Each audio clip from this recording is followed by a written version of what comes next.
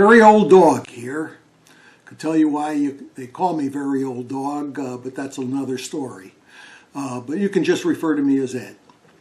I'm 71 years old. I've made a few movies that I shared on YouTube on cooking, and on a couple of them I had some really very good reception to them, and so I decided to make another one just specifically for YouTube. And it's primarily an instructional video, as I had the best success on my instructional videos, one dealing with how to start a fire in a wood smoker, and the other one was how to cook a big 14-pound brisket on a pellet smoker. And I had really the views and responses relative to that have been surprising to me. There's been quite a lot, and so I decided to make this other movie, which is also mostly an instructional video on how to start a wood fire on an offset wood smoker. Okay, and when I was new to smoking and I acquired a wood smoker, I really didn't have many places to go to in order to learn how to deal with starting that fire and managing the food on a wood fire. There are many things on the internet, but I didn't have any one thing that I could go to that would show me what to do and how to start it and bring it to a good conclusion, and some little hints and characteristics of your smoker that you should take advantage of and you should perform on a regular basis, such as the cleaning afterwards, and I will go into that as part of this video. This is going to be a long video. If you are a seasoned veteran of wood smokes on a wood smoker, this probably isn't going to have very much for you. Matter of fact, if you want to add comments on other tips and skills that people may want to acquire in the comment section in response to this video, that would be good for these new people that are coming aboard with wood smoking, because it's starting to become a big trend in the country. And a lot of newbies are getting it and starting creating their own wood smokers, or building them from scratch, or purchasing them from major vendors. So I would think that you have an opportunity here to make a contribution. For those that are new to the business and want to get ahead, this will give you quite a few tips on what to do to start a fire. I have used country style ribs as the representative of the cook in this venue, and you can look at what I do in terms of cooking and the duration of the cook and how to be successful and get a very tender result where the people you invite for dinner and your family will rave about your creations and give you the instant gratification you really want to have in terms of having a successful wood smoke cooked meal that you took from start to finish. Now, most of this video is dealing with the management of a fire with respect to air flow and fuel supply. And that's really what it's all about with a wood smoker. So when you get down to it and you're looking at that, keep those thoughts in your head, which is the fuel supply and the airflow to the smoker. And if you can manage that and manage it to the temperature that you want to have, then you will achieve whatever you want to achieve with respect to a result in an offset wood smoker. The smoker that I'm using is a Yoder. It is the lowest price one that they offer. It is a full 1/4 inch thick in steel, and it is a traditional offset smoker. No bells and whistles. It just has a heat management plate that evenly distributes the heat through the smoker, and two pieces for the grill, and a chimney on the left side, and a basic wood smoking box on the right side. Very simple. Very straightforward. And if you are in the market for something like that, give it a look.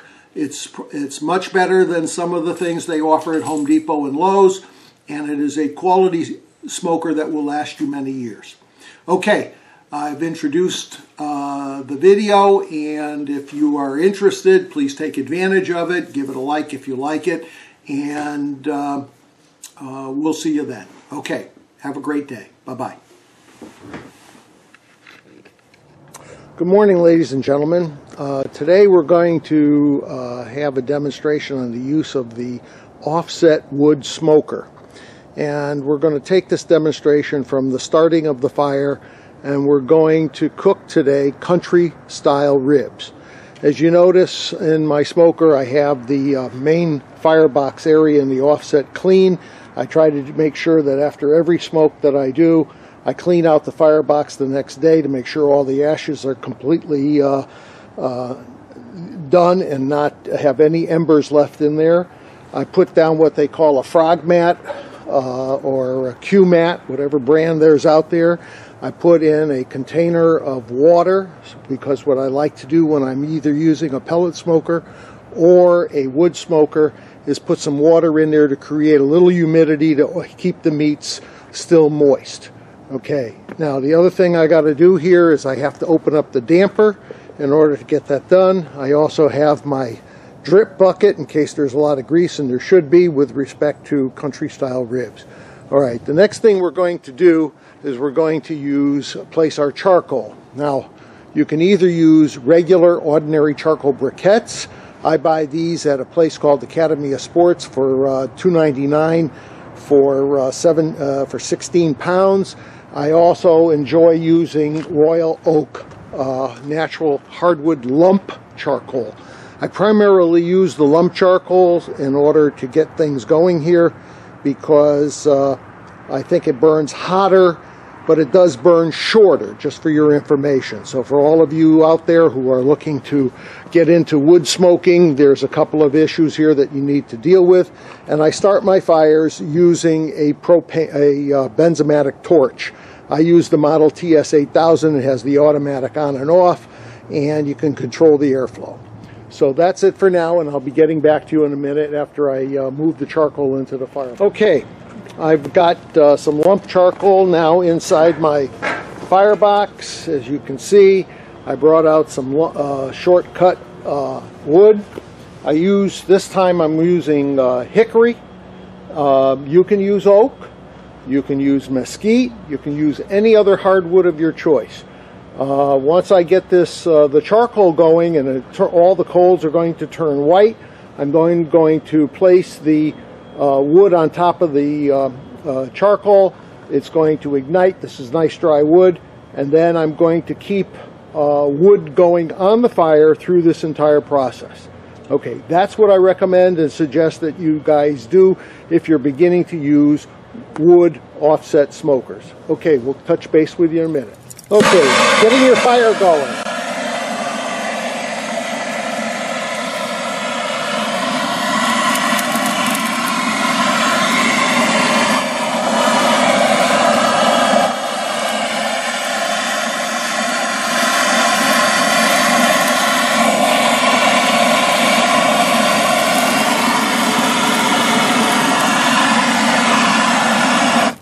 Okay, we got a fire started here. That's all you got to do. Just go away for an hour. I'm going to open up this door over here on the side. I want all the air I can get through here. And what you'll do is you'll come back in about 45 minutes to an hour. You'll see these coals are really starting to turn white. That's when you start placing your first 2 or 3 pieces of wood on the fire in order to get that going. Okay, that should keep you busy. In the meantime, you can go off and do a honeydew project, or you can get all your other utensils and things ready for your cook. All right, these are country style ribs. They're not the pork spare rib that you're familiar with. They're a little heavier in meat, and my wife prefers these over the spare rib.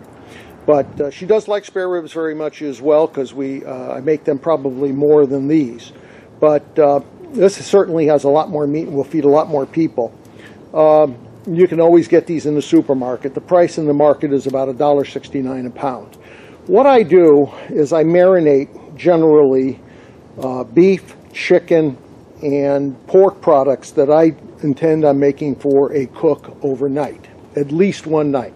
Sometimes I take them and I marinate them for a couple of days, in case the brining process will help tenderize the meat and keep the juices within the meat while you're doing the cooking process. And I make this myself, and I'm going to post the recipe for this marinade. It's very simple, using teriyaki, Worcestershire, olive oil, either beef broth or chicken broth, and making a mixture in order to cover the product. And then what I do is drain it, which I will do shortly, and then I will put another coating of rub on it. This also includes some of the rub that I will be coating the meat with. So I kind of blend it, and I put a couple of teaspoonfuls of minced garlic in here just for additional flavor. And you could add or subtract anything you want in order to make this more to your taste. All right, we'll get back to you when we're ready to put these on the grill. Okay, I just came out to check the fire. It's about 40 minutes later. It's really getting to move along very nicely. You've got a nice hot bed of coals in there. And now it's time to put on some wood to get that warmed up so that it will ignite and we can start getting the heat to build up inside the cooking area. Okay. For those of you relatively new to wood smoking and using an offset smoker, I really would highly recommend the purchase of these heat-resistant gloves. They do help you get near a very hot fire that could be as upward as 800 to 1,000 degrees within the firebox. And I purchased these from Amazon.com, and they are for 20 bucks, and I think they're a worthwhile investment if you're going to put your wood on the fire. As you see, I placed the wood on the fire. I have very small logs. They're in the area of 12 to 14-inch range. What I like to do is get small logs going first before I put larger, thicker logs on. As you can see, I already have flame going because the wood is nice and dry and has been cured for quite a long time. I will leave the door open so that I can generate as much airflow as possible. Now, when you're getting to do these things, what you need to really recognize in using an offset and a wood smoker is it's managing fuel and airflow, to put enough airflow through there and fuel to arrive at the temperature you're selecting. Now what I'm doing is I'm going to manage my temperature using this thermometer. And already with the doors wide open, it's over 105, 110 degrees inside the smoke, and I'm also generating smoke in here. But again, as I want to share with you, if you're just starting out in this area, is that it's very important to manage airflow. As you can see by the door, I have it wide open. I have the top firebox door wide open. I want to create a nice body of coals from wood this time, generated by the heat from the charcoal. Okay, after this I will use no more charcoal. I will only use wood to generate the fire to cook the food. Okay, that's it today. Okay, I live in a residential area like most of you guys do, and I buy my wood in bags for $9.95 a bag from a grocery store in the area. It's very simple. I usually keep about 3 bags online. One bag will last me a month, to be honest with you, in using this wood smoker. It's a small wood smoker, so it doesn't take a lot of wood to generate the heat if you're managing the fuel and the airflow correctly, because of what you want to arrive at is somewhere in the neighborhood of 225 to 250 degrees in order to slow cook your food product. Okay, so I'm just saying, if you have a place and you have the space and you want to store a cord of wood, go ahead. You can get a good deal for 95 bucks or 100 bucks to buy a nice cord of hickory or oak or something like that, and do the job. All right, we'll catch you later. Okay, we're back. We're checking the fire. As you can see, I got a lot of flame going in here. Of course, I got the maximum airflow possible. And what I'm going to do now is I'm going to close the top lid. I'm going to close up the side door to the firebox, and I'm going to allow the fire to keep moving along and generating the heat. So that I can finally bring the temperature to 225, 230 degrees, which is the optimum temperature for cooking ribs. Okay, we'll catch you. Okay, I've closed the side door. You can see there's smoke with the little wind that's passing through there coming out of the side door. I still am leaving it 100% open at this point in time so that I can have the opportunity to keep that flame fire going. As you can see, I closed the top lid. I now have nice smoke coming out of the smoker itself, and in about 10 or 15 minutes from now, when that temperature pops up, I will then return in order to reduce that to about 50% and to manage the smoke going through the top of the smoker. Okay, so we'll come back again when it's almost time to put on the ribs. We'll see you. Okay, here are the ribs. I've been marinating them in an over-the-counter rub that I was sent recently called Sweet Lou's and Roast Rub. So it's also good for a variety of meats and pork and chicken and everything else. I've used it several times before, and I sprinkled all of this and let this be sitting now for about an hour, hour and a half in order to get the thing. So check the smoker. I got nice thin blue smoke coming out of it. I'm running about, let's see, it looks like I've got about 205 degrees. So what we're going to do is we want that to come up to about 225, 230, about halfway point, and then I'm going to put the ribs on the grill. Okay, we'll catch you. Okay, my fire looks like it's about 250. What I'm going to do now is I'm going to open the box. I'm going to check see how the wood is doing. Wood is doing good. Got good flame in there. And now I'm going to load up the ribs on the grill. Okay, we're going to put the ribs on the grill right now.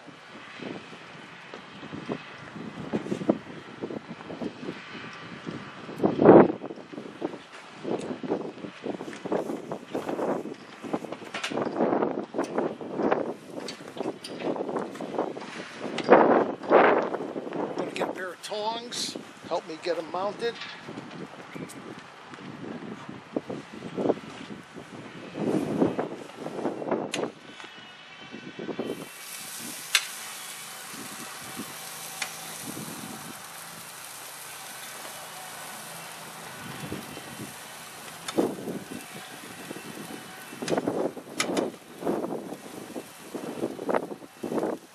Just want to show you this is all meat. These are country style ribs. Got them up at Sam's Club for $1.69 a pound, which is not too bad. And we've been having to marinate for about 2 hours now. And I'm going to take the smaller pieces, I think, and transfer them down here because I think they'll cook a lot quicker on the fire than the big fat ones. And my puppy over here has got a good whip of them, so she knows what's cooking. What I'm going to do now is I'm going to close the lid and I'm going to let them go for about 2 hours. Okay? When I get them at the 2 hour point and get temperature back up to 225 now, what I'm going to do is I'm going to put them in an aluminum foil baking pan, fill it with some chicken broth and maybe some apple juice and stuff like that. I'm going to cover them with brown sugar and a little honey, and I'm going to put them back in there covered with aluminum foil. And I'm going to let them sit in there for 2 to 2.5 hours until they're nice and tender and almost falling apart. So that's how we're going to cook the ribs today. In terms of managing the airflow, as soon as we hit 250 again, I'm going to cut the airflow down to 50% on the firebox. And if it really is staying up there, I want to cut it down again by adjusting the damper on the top of the chimney and cut that to about 50% as well in order to get that airflow under control. So that's how we intend to manage it. That's what kinds of things you ought to look at if you're using an offset smoker for the first time. By the way, just want to give a plug to the manufacturer. This is a Yoder smoker. It is a very traditional offset smoker. It weighs about 360 pounds. It is 1/4-inch steel all over. They don't compromise any quality. It's a nice quality unit. Very well built. You can find fit and finish to be exact. And this is actually the smallest smoker in their line. This is a 16-inch width, which is plenty for a family of 2 and an occasional family of 5 when my son and my grandson and his wife come over. And this gives us an opportunity to enjoy good old Texas style cooking, slow cooking, and this gives us a bonus of making a variety of foods like the ribs, the briskets, chickens, you name it. I can put it on here and cook it. And it's really a fun project for me because I'm 71 years old and I enjoy getting out here managing a fire. It's the kind of things I feel good about because I get instant gratification from accomplishing something at this age. Okay, we'll touch base with you in a while. Okay, just a couple of other notes before we come back in about an hour. You should be, I got nice, thin, blue smoke. You can barely see it coming out. That's a good sign. That means you've got a good little flame that's burning inside the firebox. My temperature is around 230 degrees after I took the dampers on the firebox and turned them down to 50%. Now, a couple of things on that I'd like to point out for those of you first getting into wood smoking and using an offset smoker is that when you're doing this, you need to come out and check your fuel supply in the smoker every hour on the hour. That's a safe thing to do. Sometimes you can go hour and 10 minutes, or if you want to check it in 45, that's okay, that's up to you. When you get to learn your particular smoker and how it cooks, you will know basically when you need to check your fuel supply based on your airflow and fuel supply inside the firebox.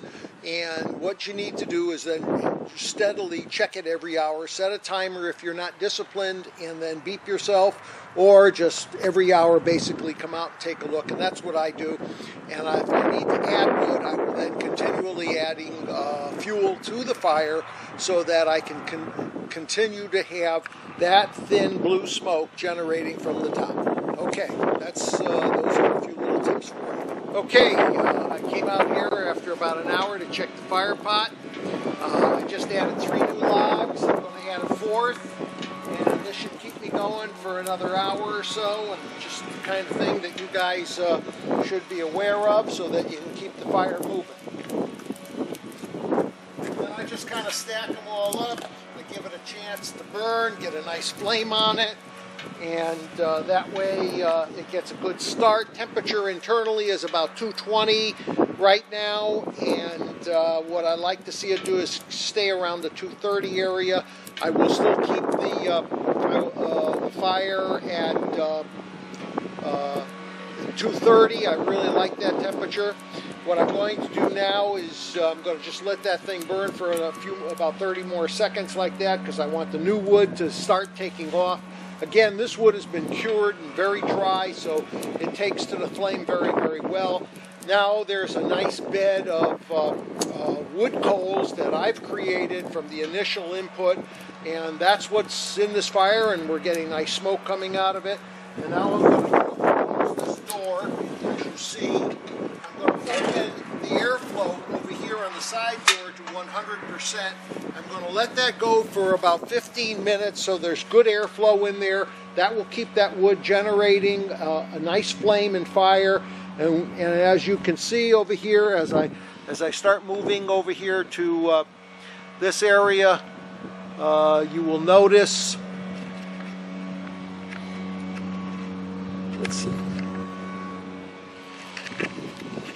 Okay, I'm out here just checking the fire. It looks like it burned down my logs pretty good. It's time to stack the logs and put some fresh wood in there, because I got another 2.5 to 3 hours of cook time, and that's what we need to do. So again, we need to manage airflow and fuel supply. Okay, I'm going to start putting some more logs up here. And when it comes to the last hour, I just want to let you know I usually don't put any more logs in, and I just run off the heat of the remaining coals. And the reason I do that is so that I can get the ash to burn right down to minimum by the end of the cook, and that way the smoker will then cool down, and by tonight I will be able, when the fire is all cooled down, I'll be able to put the cover back onto the smoker without any difficulty. Just a little tip for you guys going forward in managing your fire and cleaning up your unit. So I'm going to start adding some wood. Got a lot of good wood coals in here, and I'm going to open up wide so I can get a good airflow, and in a few minutes this thing will catch, and I'll be in good shape then for continuing the fire on for another 2.5 hours. So what I'm going to do now is I'm going to go back in the house. I'm going to start preparing the aluminum foil pan, and I'm going to get it ready so that I can go to the next step, which is a steaming process. And as you can see, because I have nice dry wood and a hot fire below. These things have already, within 60 seconds or so, have already taken and ignited. So what I'm going to do is I'm going to close this. I'm going to leave the door on the side of the firebox open for the next 3 minutes to make sure I get a good flame, and I'm going to continue on. Okay, that's it for now. Okay, what I'm going to do now is I'm going to sprinkle brown sugar on top of these ribs before I place them back in, and put on some other stuff that I got. And you can do this with your fancy hands, and you don't have to do anything really crazy. It's just a very simple process. Put some brown sugar, and the next thing, they're nice and juicy right now, I can tell. So all you got to do, put that in there, and what I'm going to do with that is I always put on a little bit of honey on top. So if you're a mind to doing this way they do competition ribs, I found out that this is one of the processes that they employ for competition ribs, and this is how they do it. So if you're making a spare rib, they say put your brown sugar and everything else on it, then your honey. And the other little secret ingredient that they use to get these ribs looking really good and juicy is they use real butter, which is what we use in our family all the time. And they just kind of spread it all out so that it will soak into the meat, soak into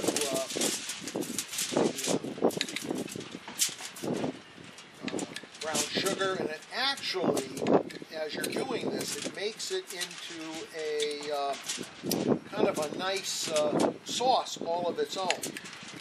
As the temperature goes into the 100 to 25, goes into the 250 degree range, 225 to 250 degree, it all melts down, makes a nice syrup. So it's all good to go, and don't worry about it, it works pretty good. Alright, I'm going to come back in about 40 seconds after I get this thing really prepared to move again. Okay, I've got everything in here set up. What you do next, I had to nail down so it wouldn't go away, is cover. Oh, one last thing before I do. I always take a liquid, I add more liquid to it. I have leftover beef broth, so I'm going to put a little beef broth down into the sides of the pan.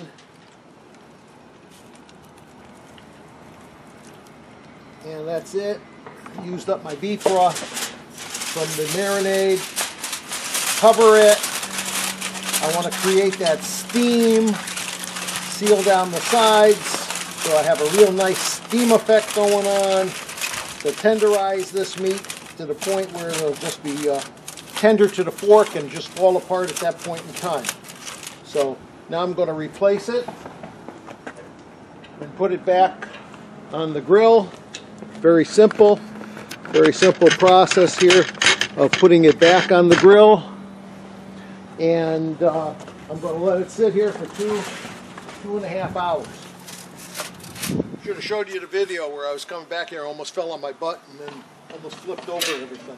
So here she goes. I'm at 225 degrees right now. I'm hoping that it'll raise right back up to 235, 250 range, and then it'll cook there for 2.5 hours. I'll check the wood in about, well, I'll check it right now. It's very simple.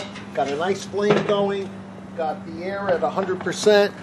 Got thin blue smoke coming out, and that's it. Now, just for your information, folks, when you're doing this, most of the smoke flavor comes in the first 2 hours of any meat product that you cook. And after the 2 or 3 hour period, it absorbs less and less, so you got a law of diminishing returns here. So after 2 hours, you get all the smoke in the world you need, and if you decide to cover it up, like if you're doing a brisket or something, which we'll do some other time here on the wood smoker, it absorbs all the smoke it's going to get in a 2 hour period. Okay, that's another bit of information perhaps you can put away into your storage facility. All right, take care now. I hope this comes out. I can't see it in my screen, but what I'm trying to show you and illustrate is this is the remaining wood in the firebox burning out with 1 hour to go. I'm not going to add any more, and I suggest that when you get to about 1 hour within your cook, you leave it alone. You just don't add any more because it's just going to create a higher temperature than you need anyway. My temperature is running approximately 210, 215. That's okay if it goes down in the last hour. You don't need to have it as steady as you can get. But those coals are pretty hot, and if for one thing, if I do this, close the door, and kick up that to full draft, it'll help burn those coals in an expeditious manner. So when they start burning, it'll create more heat running through the entire smoker and out the chimney. And that's what you really want to do. Okay, when the ribs are done in about an hour or so, I'll take them out and we can take a look and see how they turned out. That's my buddy over there. She likes to help out as much as she can. Okay, I'm going to wrap this up by one little other informational exercise. After I finish cooking ribs or any other food product that I make in this smoker, I clean it. Now, as you can see, I still have hot coals in here. I'm not going to touch those until tomorrow, probably around 10 o'clock. They should be all done. However, this particular smoker has what they call a heat management plate. So all the heat runs under this plate as it goes in, and I'm going to insert it in here and take another video of it so you can see how it works. But what it does is it evenly disperses the heat and the smoke throughout the smoker. If you notice on the holes over here towards the fire pit holes are small, and the holes get progressively larger toward the end where it meets the chimney stack. So as the heat and the smoke move through the smoker towards the chimney, it disperses the heat and the smoke to the food products cooking above. Now, if this is what I recommend. I clean it every time. I like to clean it when it's warm and the coals are still hot inside. I find that things come off better. Now, I use two different tools here. One is a heavy brush and a scraping tool, and it has a sharp edge on the end. Now, if you don't want to use something like this, you can always go to Lowe's and get one of those paint scrapers and use a paint scraper. Then also for these kinds of racks, I use this as well, and it takes off the fine stuff that collects here in terms of the fat and any other debris that may be sticking to it and any of the other buildups. So I'm going to put it together now in a different section, and after I put the heat management plate in, I'll show you where the heat management plate goes so that you can understand this progress. But I've scraped out the entire inside. Everything is gone, all the drippings and all of that, and I do that every time because I don't want to have a heat buildup where all of a sudden I generate a grease fire inside the machine. Okay, we'll catch you in a minute. Okay, I just inserted the heat management plate. You can see how it works.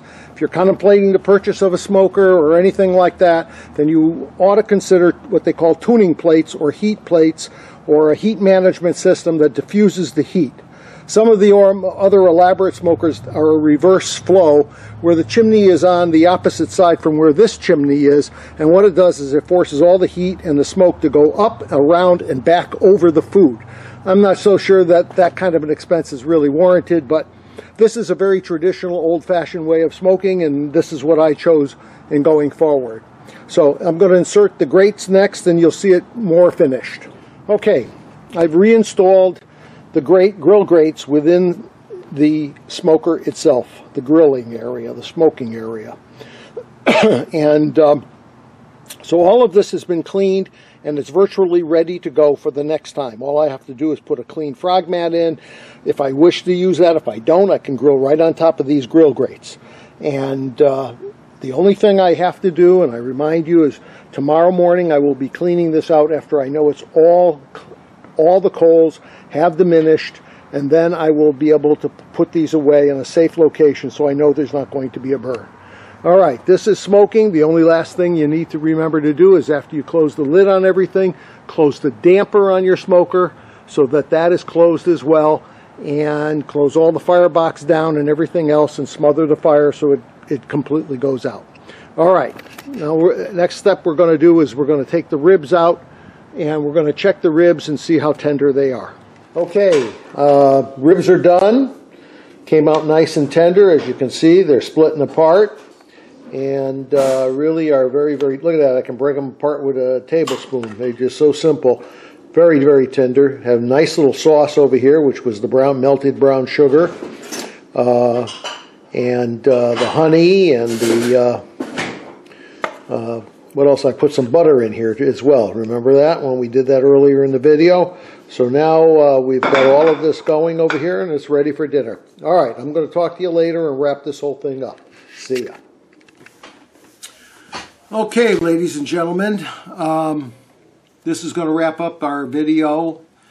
My purpose and intent was an instruction video on how to use a wood smoker to start a fire, cook some ribs and enjoy the ribs that are out there, kind of help people who are probably somewhat new to offset wood smoking and help them get started.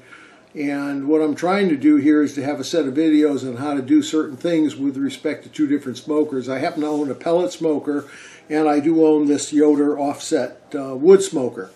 So what I'm trying to accomplish is, how do you start a fire? How do you manage the fire?